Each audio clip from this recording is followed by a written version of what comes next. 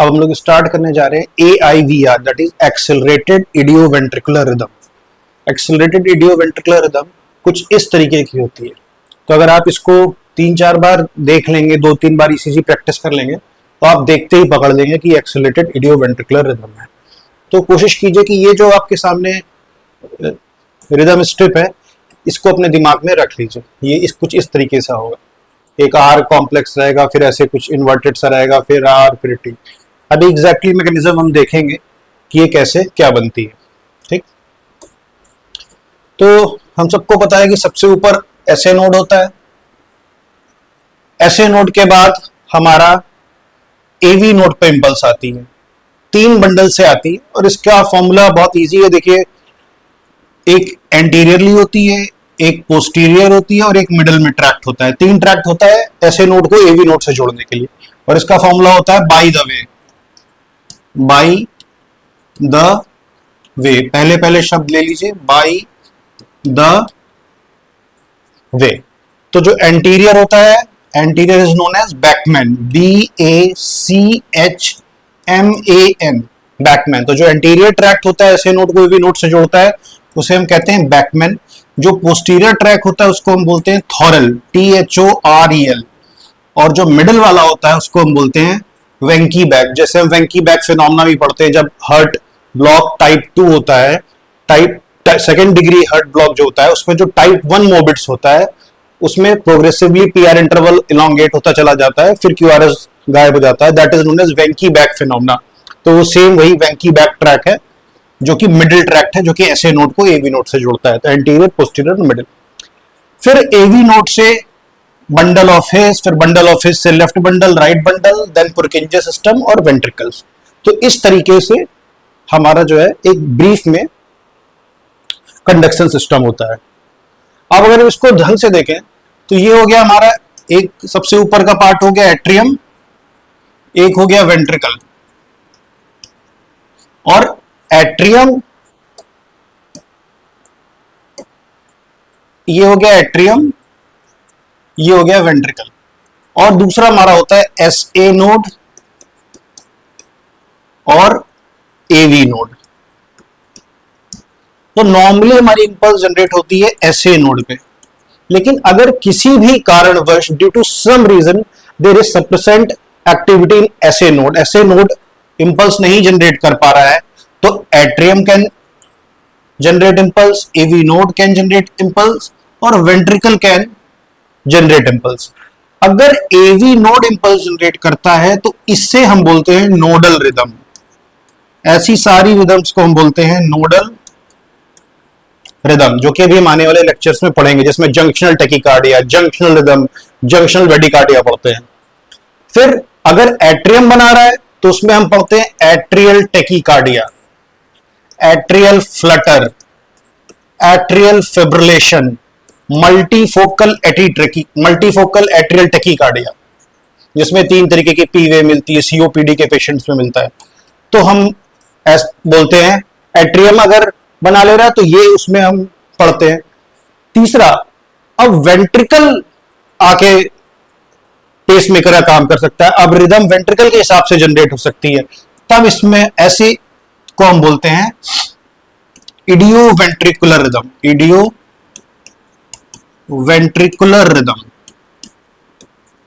तो पहले हमें ये कंसेप्ट समझना पड़ेगा कि भाई अगर SA नोड इंपल्स जनरेट नहीं कर रहा तो एट्रियम जनरेट कर सकता है। तो उस केस में रेट के हिसाब से और मैकेनिज्म जिस हिसाब से वो जनरेट हो रहा है, उसके हिसाब से हम उसको एट्रियल टेकिकार्डिया, एट्रियल फिब्रिलेशन और एट्रियल फ्लटर और मल्टीफोकल एट्रियल टेकिकार्डिया में डिवाइड कर देते हैं। अगर AV नोड बना रहा है तो उसे हम फिर नोडल रिदम बोल देते हैं, जिसमें हम कई सारे रिदम पढ़ते हैं, जैसे जंक्शनल टेकिकार्डिया, जंक्शनल ब्रेडिकार्डिया। ठीक है। और अगर वेंट्रिकल बना रहा है तो उस रिदम को हम बोलते हैं इडियोवेंट्रिकुलर रिदम। और इसमें फिर हम 3 तरीके के एक रिदम पढ़ते हैं। अगर रेट 20 से 40 है या सिंपली लेस देन 50 है, तो ऐसी सभी रिदम्स को हम बोलते हैं इडियोवेंट्रिकुलर रिदम। क्या बोलते हैं? इडियोवेंट्रिकुलर रिदम। अगर रिदम 50 से 110 है तो हम सब उन सबको बोलते हैं एक्सिलरेटेड इडियोवेंट्रिकुलर रिदम। तो अब ये समझ लीजिए एआईवीआर और आईवीआर में क्या डिफरेंस है। एक्सिलरेटेड इडियोवेंट्रिकुलर रिदम और इडियोवेंट्रिकुलर रिदम में रेट का डिफरेंस है। दोनों में ही रिदम कहां ओरिजिनेट हो रही है, वेंट्रिकल्स में। और अगर रेट इज मोर देन 110 तो हम उसको बोलते हैं वेंट्रिकुलर टेकिकार्डिया। और फिर वेंट्रिकुलर टेकिकार्डिया कई तरह का होता है, वो हम देखेंगे। तो ये इससे बेसिकली हमको समझ में आ जाएगा कि हम पढ़ना क्या है। हमें पढ़ना है AIVR और IVR, ये क्या होता है। तो ये एक्चुअली एक सब टॉपिक है जो कि इडियोवेंट्रिकुलर रिदम में आता है। ये इंपॉर्टेंट बात है, यानी कहां से ओरिजिन है, वेंट्रिकल से। फिर हम एट्रियम के ओरिजिन भी पढ़ेंगे, नोडल भी पढ़ेंगे। और जब हम नोडल यानी जंक्शनल ब्रेडिकार्डिया, जंक्शनल टेकिकार्डिया पढ़ेंगे तो हम उसमें ये डिफरेंशिएट करना सीखेंगे कि AIVR और IVR को हम नोडल रिदम से कैसे डिफरेंशिएट करते हैं। ठीक है, तो अब हम पढ़ते हैं AIVR। ठीक, तो AIVR में फाइंडिंग क्या होगी। अच्छा, एक बहुत इंपॉर्टेंट बात कि नॉर्मली हमारी जो भी रिदम जनरेट होता है वो SA नोड से जनरेट होता है। तो किसी भी केस में जब SA नोड नहीं जनरेट कर पा रहा है और एट्रियम और AV नोड भी जनरेट नहीं कर पा रहा है, तब वेंट्रिकल ओरिजिनेट करेगा पेसमेकर, एज अ पेसमेकर बनेगा। और उस रिदम को हम इडियोवेंट्रिकल रिदम बोलेंगे। और रेट अगर 20 से 40 है, less than 50, that is called as idioventricular rhythm. और 50 से 110 है, that will be called as accelerated idioventricular rhythm. ये क्लियर होने के बाद अब हम देखते हैं कि AIVR के मैकेनिज्म में थोड़ा सा और अंदर जाते हैं। ठीक है, जैसे मान लीजिए कि एक ये SA नोड है, ये AV नोड है। अब मान लीजिए एक एथलीट पर्सन है, तो एथलीट पर्सन जो होता है उसमें जैसे जैसे वो एथलीट में अपने ड्यूरेशन बढ़ाता है, इंटेंसिटी बढ़ाता है, वैसे वैसे SA नोड थोड़ा सा एक्टिविटी कम होने लगती है, उसमें वेगल टोन एक्टिवेट होने लगती है और AV नोड की भी एक्टिविटी कम होने लगती है।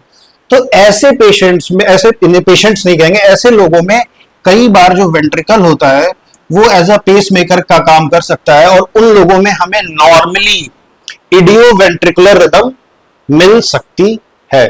और वो थोड़ी देर के लिए आती है, एसिम्प्टोमेटिक रहती है और उसमें कोई भी प्रॉब्लम पेशेंट्स को नहीं होती है। और कई बार जब ऐसे पेशेंट्स इंट्राऑपरेटिवली हमें इनमें इडियोवेंट्रिकुलर रिदम दिखती है तो उसमें कोई भी परेशान होने की जरूरत नहीं। That is because of the increase vagal tone, क्योंकि वेगस की एक्टिविटी ने SA नोड और AV नोड को और इवन एट्रियम को भी सप्रेस कर रखा है। तो बीच बीच में वेंट्रिकल एज अ पेसमेकर काम कर ले रहा है और उनमें हमें ये AIVR मिल जा रही है, एक्सिलेटेड इडियोवेंट्रिकुलर रिदम। ठीक,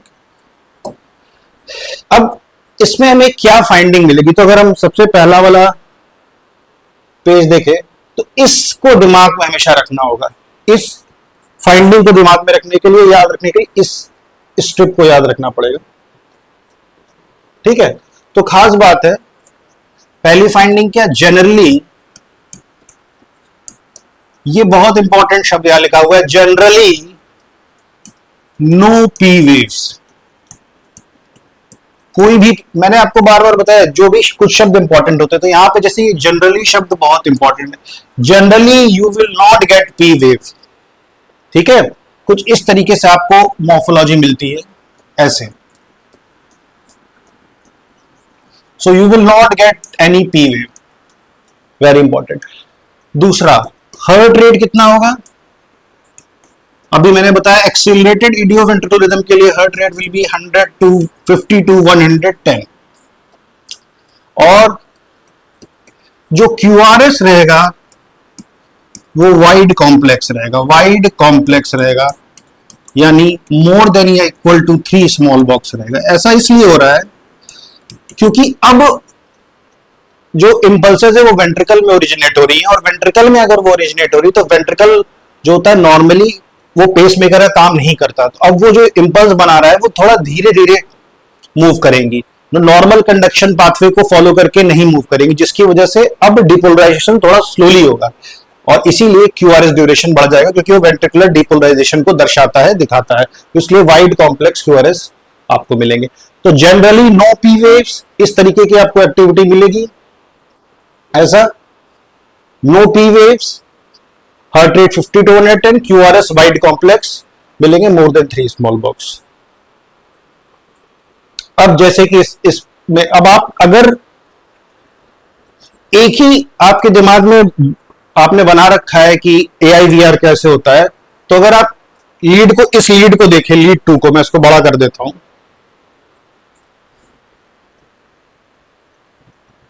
और ऊपर कर दे रहा हूं, ये देखिए, तो ये देखिए रिदम, ये एकदम AIVR वाली है। ये रिदम देखिए एकदम AIVR वाली है, AIVR वाली है। क्या हमें पी वेव मिल रही है? No P wave, no P wave, no P wave, ठीक, तो कोई पी वेव नहीं मिल रही है। अब ये क्या है, अभी मैं आपको बताता हूं, ठीक है। तो हाँ, हमें लग रहा है कि यार ये AIVR है इस पेशेंट में, AIVR, क्योंकि हमें AIVR मॉर्फोलॉजी मिल गई। दूसरा पॉइंट, पी वेव भी नहीं। अच्छा, अगर हम हार्ट रेट निकाल लें इस पेशेंट में, तो हार्ट रेट निकालते हैं, तो ये है आपका हार्ट रेट निकालने के लिए फॉर्मूला यूज होता है 1500 upon number of small box या 300 upon number of large box. तो स्मॉल बॉक्स देखें, ये एक बड़ा बॉक्स, 2 बड़ा बॉक्स, 3 बड़ा बॉक्स, 4, 5, ठीक है। तो 1500 बाई 20, तो ये कट गया, दैट इज 75। हाँ, तो हार्ट रेट भी हमारा आ गया क्या,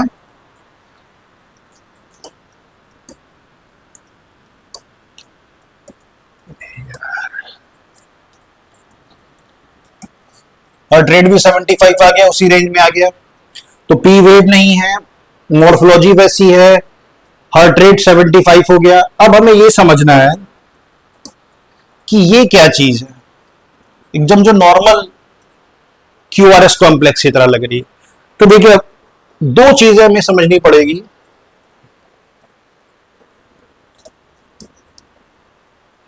एक होता है फ्यूजन बीट और एक होता है कैप्चर बीट। ये आपको अभी वेंट्रिकल टैकीकार्डिया में भी काम आएगा, फ्यूजन बीट और कैप्चर बीट।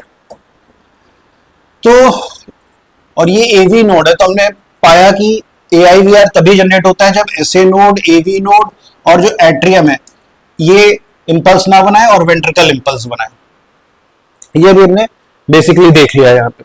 अब देखिए, वेंट्रिकल से इंपल्स बन रही है, इंपल्स वेंट्रिकल बना रहा है, लेकिन बीच बीच में ऐसा हो सकता है कि SA नोड फायर करे और SA नोड से AV नोड और एट्रियम और एट्रियम से AV नोड और पूरा वेंट्रिकल जैसे नॉर्मल डिपोलराइज होता है वैसे ही एक्टिवेट हो। तो ऐसे केस में आपको एक नॉर्मल QRS कॉम्प्लेक्स मिलेगा और इसी को हम बोलते हैं कैप्चर बीट। कौन सी बीट? कैप्चर। क्यों बोलते हैं कैप्चर बीट? क्योंकि जो SA नोड द्वारा नॉर्मल डिपोलेशन है उसको वेंट्रिकल ने कैप्चर कर लिया और हार्ट नॉर्मल तरीके से एक्टिवेट हुआ। तो कैप्चर बीट की खासियत होती है कि ये इसमें QRS complex less than 3 small box होता है, यानी नॉर्मल विड्थ का होता है। दूसरी तरफ एक ये हो सकता है कि SA नोड से एक्टिविटी फायर हुई, वो AV नोड पे आई और जो वेंट्रिकल में को एक्टिवेट कर रही थी उसी वक्त जो वेंट्रिकल एक्टिवेट हुआ है उसकी डिपोलराइजेशन वेव इसके साथ मिल गई। तो उसकी वजह से जो QRS कॉम्प्लेक्स बनेगा, अब ना तो AIVR की तरह रहेगा ना ही वो नॉर्मल साइनस रिदम की तरह रहेगा, तो वो एक अलग तरीके से दिखने लगता है और उसे हम तब बोलते हैं उस बीट को फ्यूजन बीट। उस बीट को हम बोलते हैं फ्यूजन बीट, क्योंकि वो दो चीजों के फ्यूजन से बनी है। एक SA नोड के फ्यूजन से बनी है, दूसरा जो वेंट्रिकल अब डिपोलराइज एज अ पेसमेकर काम कर रहा है, दोनों के फ्यूजन से बनी है।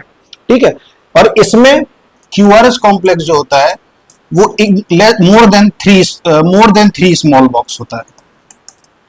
तो आपको फ्यूजन बीट और कैप्चर बीट के बारे में पता होना चाहिए। तो जब भी वेंट्रिकल एज अ पेसमेकर काम कर रहा है तो आपको कैप्चर बीट भी मिल सकती है और फ्यूजन बीट भी मिल सकती है। इवन जब वेंट्रिकल टैकीकार्डिया भी पढ़ेंगे हम, तो उसमें भी हम देखेंगे कि वेंट्रिकल इंपल्स के बीच में कहीं कहीं पर हमें कैप्चर बीट मिल रही है, कहीं कहीं पर हमें फ्यूजन बीट मिल रही है। तो क्या होती है कैप्चर बीट? कैप्चर बीट जब SA नोड एक्टिवेट होगा, नॉर्मल वेंट्रिकल का एक्टिवेशन होगा नॉर्मल पाथवे से और QRS कॉम्प्लेक्स की विड्थ नॉर्मल रहेगी less than 3 small box, that is known as capture beat, क्योंकि वेंट्रिकल ने एसए नोड के इंपल्स को कैप्चर कर लिया। फ्यूजन बीट, जब फ्यूजन होगा एसए नोड का जो एक्टिवेशन है और वेंट्रिकल जो पेसमेकर के जो डिपोलाइजेशन वेव है, दोनों जब एक साथ मिल जाएंगी, that is a fusion beat. तो अब जरा, तो इसमें जो आपको ये दो बीट्स दिख रही है, देखिए इसमें क्यूआरएस एकदम नॉर्मल है, और जो पी क्यूआर, ये पी है, ये क्यूआरएस है और ये टी है, और QRS complex less than 3 small box है। तो ये कौन सी बीट है?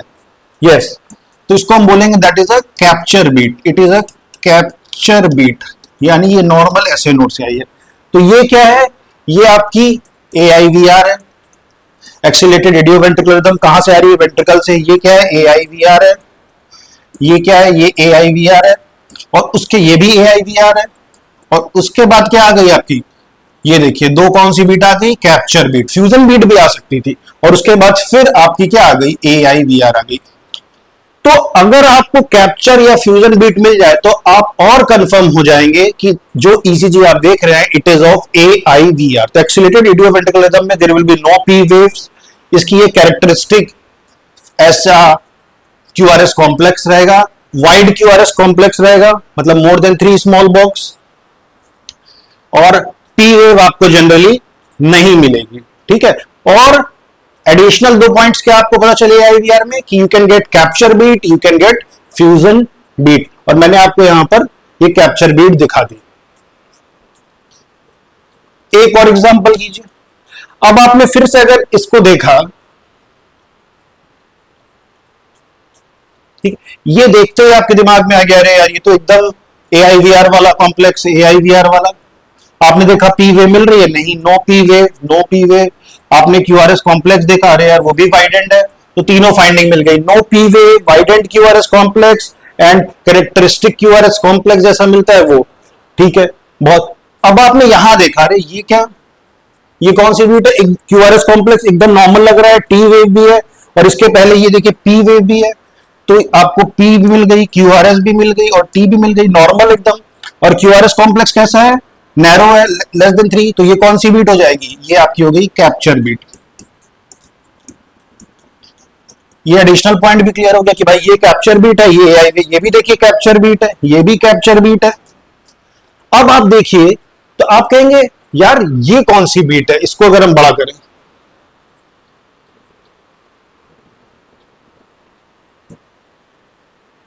आप कहेंगे यार ये जो पॉइंट है ये तो एआईवीआर की तरह नहीं लग रहा है। हाँ, तो ये है आपकी फ्यूजन बीट। तो यहां पर क्या हुआ है? यहां पर जो आपका वेंट्रिकल, जो आपकी वेंट्रिकल से डिपोलराइजेशन की वेव आ रही है, वो किससे मिल गई है? एसए नोड से जो डिपोलराइजेशन की वेव आ रही है उससे मिल गई है। तो ये एक कौन सी बीट बन गई? तो this is a fusion beat. This is a fusion beat which is formed by the fusion of the SA node depolarising wave and the ventricle depolarising wave. तो इस केस में आप देखिए एआईवीआर में आप अब आराम से पहचान सकते हैं। देखिए ये एआईवीआर है, ये एआईवीआर है, ये देखिए कैप्चर बीट है, ये एआईवीआर है, एआईवीआर है, ये आपकी फ्यूजन बीट है, ये फ्यूजन बीट है। तो ये अब आप आराम से पहचान सकते हैं। ये तो एआईवीआर में no P waves, widened QRS complex, characteristic उसकी ऐसे दिखेगा। ठीक है, और रेट कितना होगा? रेट भी हमेशा निकाल के याद रखिए, 50 to 110 फॉर एआईवीआर। और additional finding presence of capture beat and fusion beat. और ये जब वेंट्रिकल टैकीकार्डिया पढ़ेंगे तो फिर काम में आएगा। ठीक, अब बात है कि कॉजेज ऑफ एआईवीआर क्या है। ठीक है, तो एआईवीआर देख के कभी भी घबराना नहीं है, क्योंकि एआईवीआर मोस्ट ऑफ द केसेस में इट इज हार्मलेस। ठीक, तो पहले याद रखिए, जब भी पेशेंट में, किसी पेशेंट को एमआई पड़ा और एमआई के बाद उसमें इंटरवेंशन हो रहा है।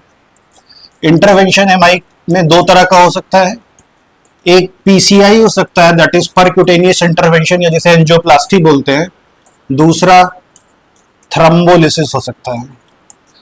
अगर इन दोनों के बाद ही जब आपकी जो इस्कीमिया था वो ठीक हो गया, तो ऐसे पेशेंट में यू विल गेट एआईवीआर। थोड़ी देर के लिए आपको मिलता है।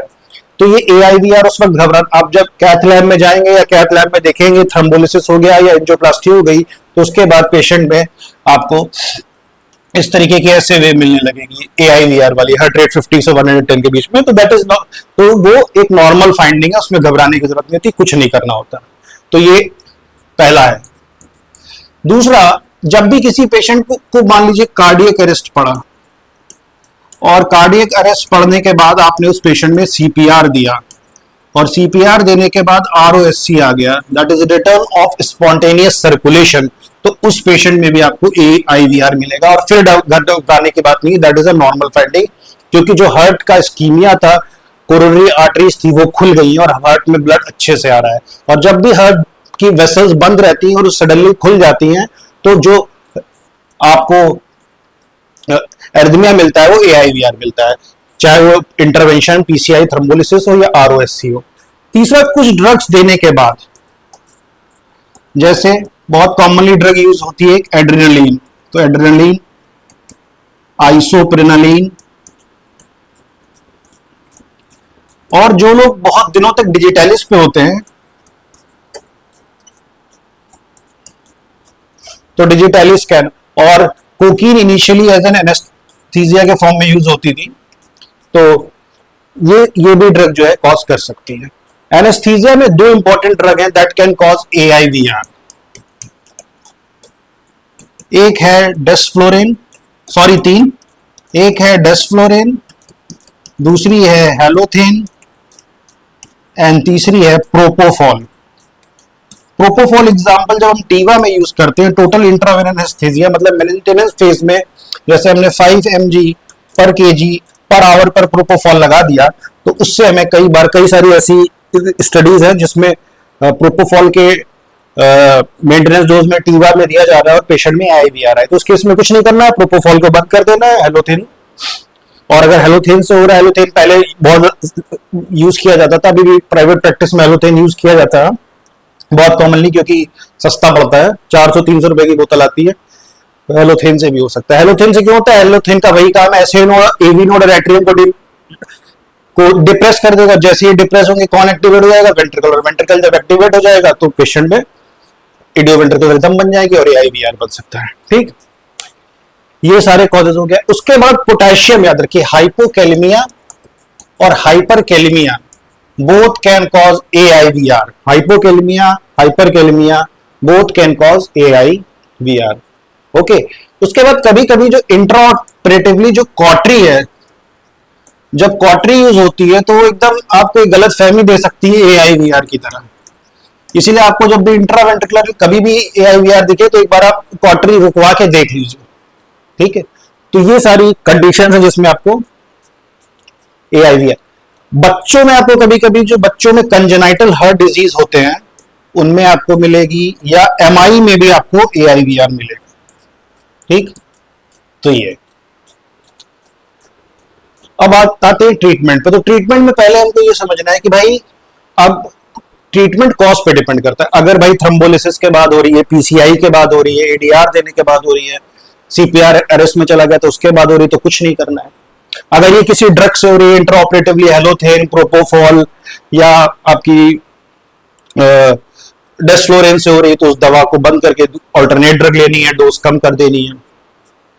क्वार्टरी से हो रही है तो एक बार देख लेना है क्वार्टरी से कहीं ऐसा तो नहीं गलती से हमें लग रहा है और हो रही है, तो क्वार्टरी से देख लेना है।